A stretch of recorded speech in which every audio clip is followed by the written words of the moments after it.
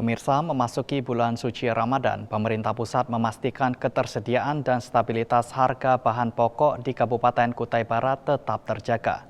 Direktorat Stabilitas Pasokan dan Harga Pangan Badan Pangan Nasional atau Bappenas bersama Kementerian Pertanian turun langsung melakukan pemantauan pasar dan sentra produksi pada Sabtu siang. Meninjau sejumlah lokasi, tim terpadu ketahanan pangan bersama Direktur Stabilitas Pasokan dan Harga Pangan atau Bappenas mengunjungi Layung Farm dan gudang Koperasi Desa Merah Putih meninjau pembangunan gudang di Gleo Asa.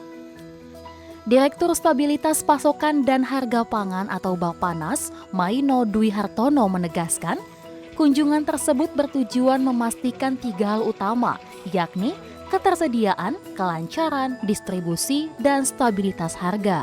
Tim melakukan pengecekan langsung ke pasar tradisional.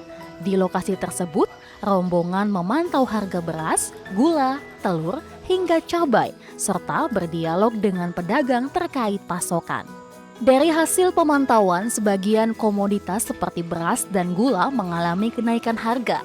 Namun, menurut Maino, kenaikan tersebut masih dalam batas terkendali dan dipengaruhi faktor distribusi. Jadi kami bersama kementerian terkait, dari Kementerian Pertanian, ada juga dari Polda Kaltim, ada teman Bulog. Tentunya yang pertama kami tergabung dalam Satgas Pengendalian Harga Pangan.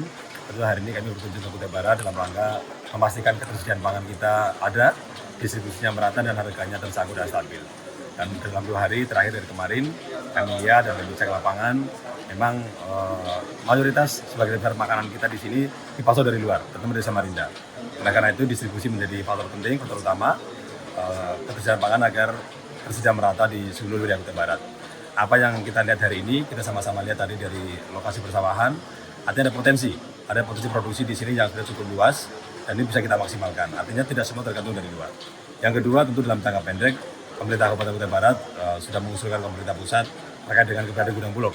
Ini belum saya menjadi penting kehadiran Bulog di Kutai Barat maupun kabupaten kota lainnya agar pemerintah hadir dengan ketersediaan pangan yang cukup untuk memenuhi kebutuhan masyarakat setempat. Tenaga ahli Kementerian Pertanian RI, Ani Mulyani mengatakan kunjungan tersebut sekaligus untuk melihat secara langsung perkembangan sektor pertanian di daerah. Menurutnya, optimalisasi lahan dan dukungan infrastruktur pertanian akan menjadi kunci dalam meningkatkan produktivitas petani di Kubar.